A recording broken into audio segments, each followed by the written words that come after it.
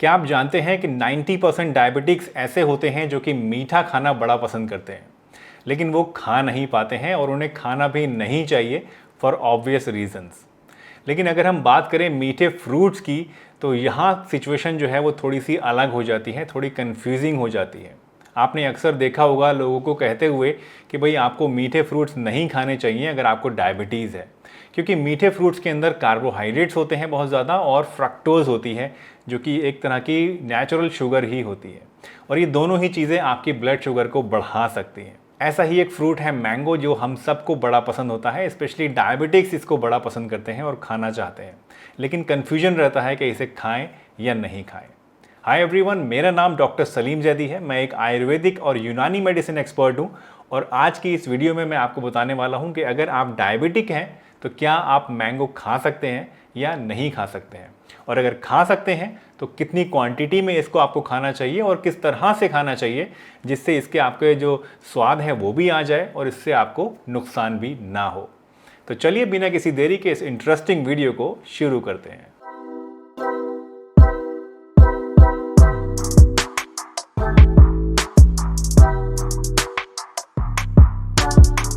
दोस्तों, मैंगो एक बहुत ही न्यूट्रिशियस फ्रूट है। इसके अंदर विटामिन्स होते हैं, मिनरल्स होते हैं और फाइबर भी बहुत ज़्यादा होता है। बट इसके साथ साथ एक चीज़ जो आपको इससे दूर रखती है बीइंग ए डायबिटिक, वो ये कि इसके अंदर शुगर कंटेंट बहुत ज़्यादा होता है। इनफैक्ट जितनी भी कैलोरीज़ आपको मैंगो से मिलती हैं वो उसमें से करीब 90% कैलोरीज़ आपको सिर्फ शुगर से ही मिलती हैं, जो कि फ्रक्टोज होती है। फ्रक्टोज एक तरह की नेचुरल शुगर है जो कि मैंगो के अंदर और दूसरे फ्रूट्स के अंदर पाई जाती है, और यही वजह है कि अक्सर डायबिटिक लोग इसे खाने से बचते हैं।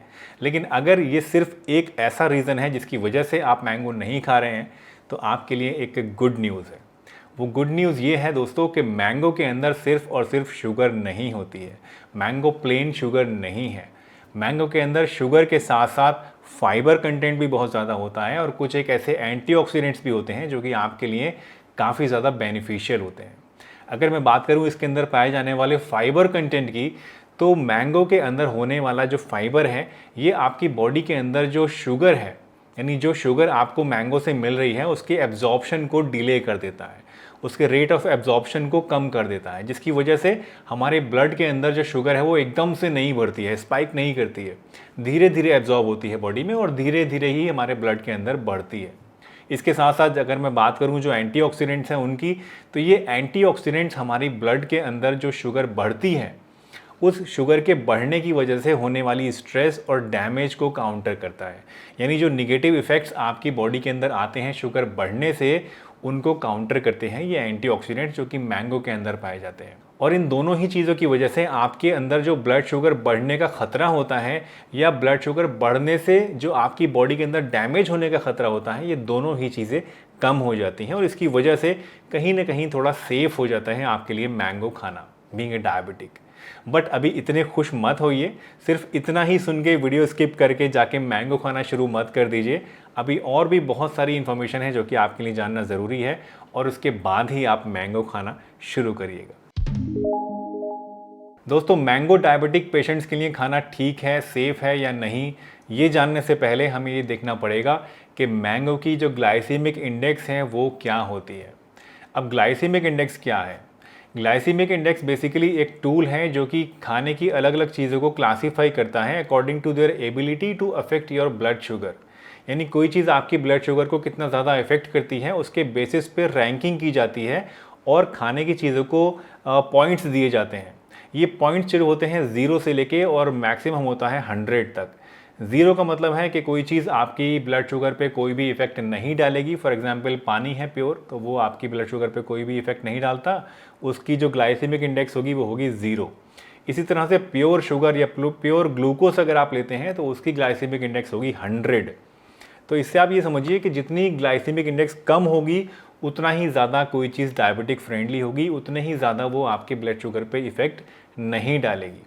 अब एज ए जनरल रूल ये माना जाता है कि 55 से कम अगर किसी चीज़ की ग्लाइसेमिक इंडेक्स है तो वो लो ग्लाइसेमिक इंडेक्स वाला फूड माना जाता है, यानी वो आपकी ब्लड शुगर पे बहुत ज़्यादा इफेक्ट निगेटिव नहीं डालता है, और अक्सर डायबिटिक लोगों के लिए रिकमेंडेड या सेफ़ माना जाता है। जो मैंगो है इसकी अगर हम ग्लाइसेमिक इंडेक्स की बात करें तो 51 होती है मैंगो की ग्लाइसेमिक इंडेक्स। तो क्लियरली आप देख सकते हैं कि 55 से कम है, यानी ये लो ग्लाइसेमिक इंडेक्स वाला खाना है, और इसको अगर आप खाते हैं तो इससे आपका बहुत ज़्यादा ब्लड शुगर एकदम से बहुत तेज़ी से नहीं बढ़ेगा।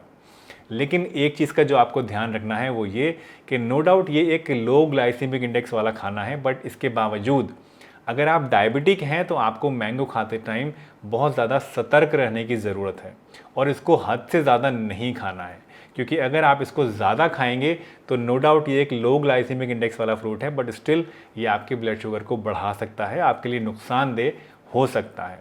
अब एक चीज़ और जिसका आपको ख़ास ध्यान रखना पड़ेगा वो ये कि दोस्तों, कोई भी दो इंसान एक तरह से एक से नहीं होते हैं। वही सेम चीज़ अगर आप दो लोगों को देते हैं तो दोनों लोग अलग अलग तरीके से रिएक्ट कर सकते हैं। इसी तरह से अगर मैंगो की मैं बात करूं तो अगर आप दो अलग अलग लोगों को सेम क्वांटिटी में मैंगो खिलाते हैं, वो दो लोग जो डायबिटिक हैं, तो उन दोनों के अंदर जो मैंगो का इफ़ेक्ट है वो अलग अलग तरीके से आ सकता है।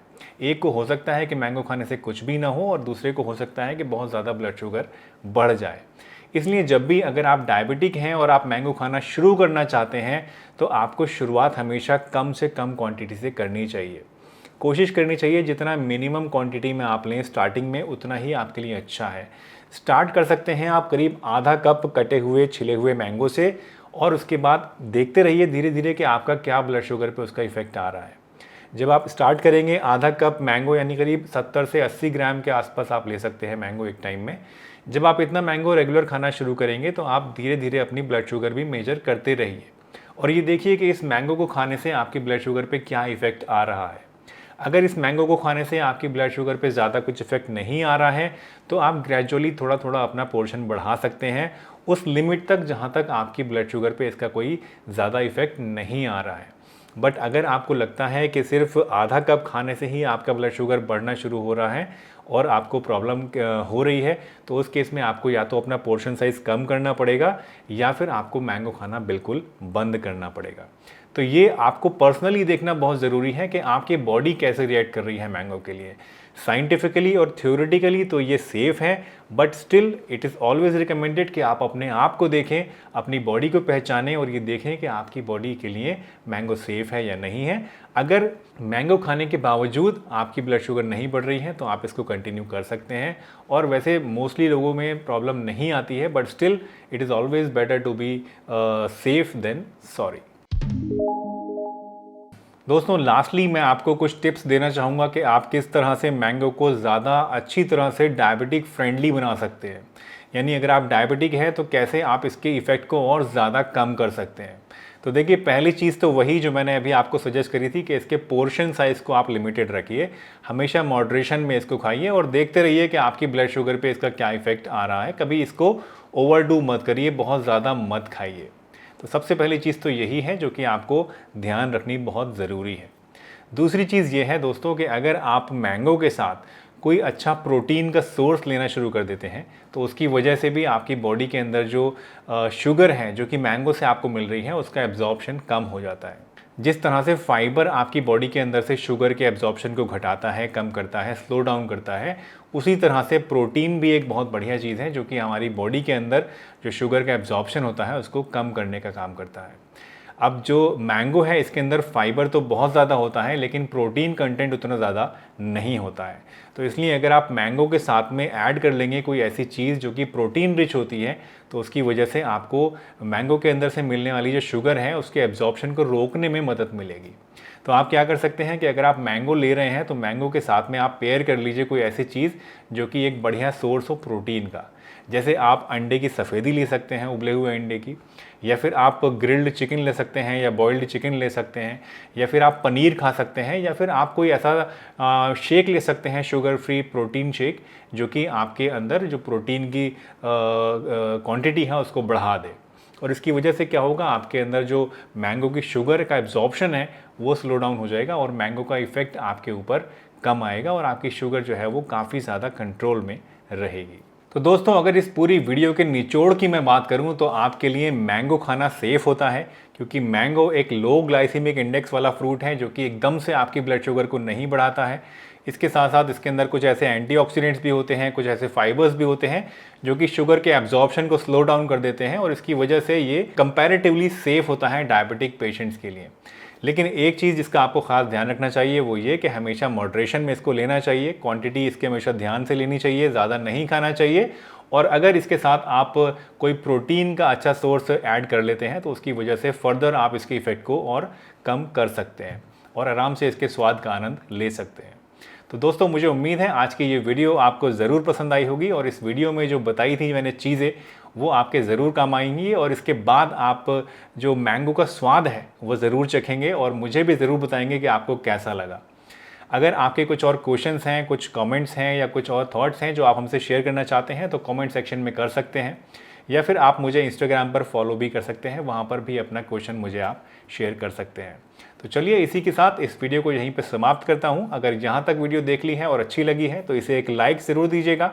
चैनल पर अगर नए हैं और पहली बार वीडियो देखी है तो चैनल को सब्सक्राइब भी कर लीजिए और बेल आइकन ज़रूर प्रेस कर दीजिए ताकि आने वाले टाइम में भी जितनी वीडियोज़ आएँ वो आपको सही समय पर नोटिफिकेशन मिल जाए। तो चलिए इसी के साथ मैं डॉक्टर सलीम आपसे विदा लेता हूँ इस वादे के साथ कि फिर मिलूँगा इसी चैनल पर एक नई बढ़िया सी वीडियो के साथ। तब तक के लिए अपना बहुत ध्यान रखिए, हंसते रहिए, मुस्कुराते रहिए, रोज़ कुछ ना कुछ नया सीखते रहिए ताकि आप रह सकें हेल्दी हमेशा।